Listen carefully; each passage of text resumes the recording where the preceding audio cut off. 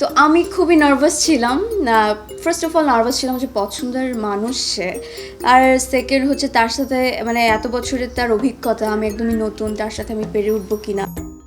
আসলে আমাকে মিঠু ভাই যখন গল্পটা শুনিয়েছে, গল্পটা শোনার পর আমার ভীষণ পরিমাণে ভালো লেগেছে, কারণ একটু ভিন্ন ধর্মের ভিন্ন প্যাটার্নের একটা গল্প, আগে পরে এরকম দেখাও যায়নি, শোনাও যায়নি। আর আমার ক্যারেক্টারটা আমার কাছে প্রচণ্ড ভালো লেগেছে, মানে শুনেই মনে হচ্ছে যে আর এটা তো আমার জন্য, ব্যাপারটা এরকম।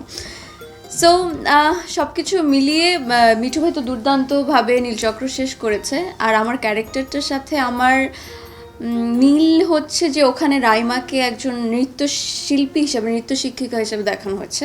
সো আর আমি পার্সোনাল লাইফে আমিও একজন নৃত্যশিল্পী, তো এটার একটা মিল আছে বলে আমার ক্যারেক্টারটা বিলং করতে সহজ হয়েছে।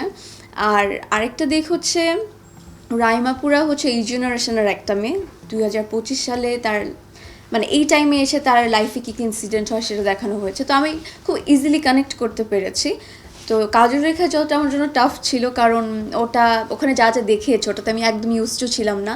আবার রাইমাতে যা দেখানো হয়েছে মানে আমাদের নিত্যদিনের চলাফেরা, আমাদের জীবনে যা ঘটে সেটাই বেসিকলি, তো ওটা আমার রপ্ত করতে অতটা কষ্ট হয়নি। শুটিংয়ে আসলে সব কিছু মিলে খুব ভালো ছিল। আমি কেন মানে খুব ভালো মতো কাজটা শেষ করতে পেরেছি, এজন্য মিঠু ভাইকে ধন্যবাদ দিতে চাই। কারণ আমাকে যখন স্ক্রিপ্ট দিয়েছে, মিঠু ভাই বলেছে যে তুমি গল্প শোনার পর বলছে তুমি রাইমা, সো তোমার রাইমা হয়ে ওঠার পর তোমার ঠিক যা যা যেই স্টেপে মনে হয় যে যেটা করা প্রয়োজন তুমি সেটাই করবা তোমার ক্যারেক্টারের জন্য। আমি তোমাকে কোনো কিছু শিখিয়ে টিকিয়ে দিতে পারবো না। হ্যাঁ গেলে তোমাকে আমি একটু খুঁটিনাটি বলতে পারি কোথায় কীভাবে ডায়ালগ বা সিনটা কীরকম হতে পারে, বাট আমি পুরো তোমার হাতেই ছেড়ে দিতে চাই তুমি কীভাবে করো। সো আমাকে সে কোনো প্রেশার দেয়নি, এইভাবেও বলেনি যে আমার স্ক্রিপ্টে যা আছে পুরা কপি পেস্ট করে একদম সেটাই বলতে হবে, নট লাইক দ্যাট। তো এই জন্য ছাড় দিয়েছে বলে আমি আমার মতো করে কাজটা খুব সুন্দর করে শেষ করতে পেরেছি। আর কিছু আপনার ক্রাশ ক্রাশ যখন নায়ক তখন আসলে কি একটু ভীতি কাজ করেছিল কিনা?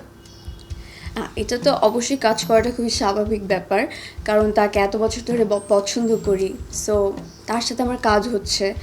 আর আগে আসলে আমার তার সাথে তো দেখা হয়নি, সো আমাদের সেটেই দেখা হয়েছে ফার্স্ট। তো আমি খুবই নার্ভাস ছিলাম।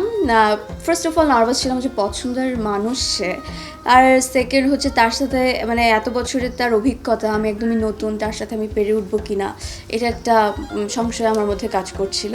কিন্তু তার সাথে কথা বলার পর, পরিচয় হবার পর যখন সিন করেছি আমরা, সে এত হাম্বল একটা পার্সন, ও মাই গড, আমার মানে আমি তাকে দেখে ইমপ্রেসড টু বি অনেস্ট। মানে সব কিছু সে এত সহজভাবে করে, সহজভাবে বুঝিয়ে দেয়।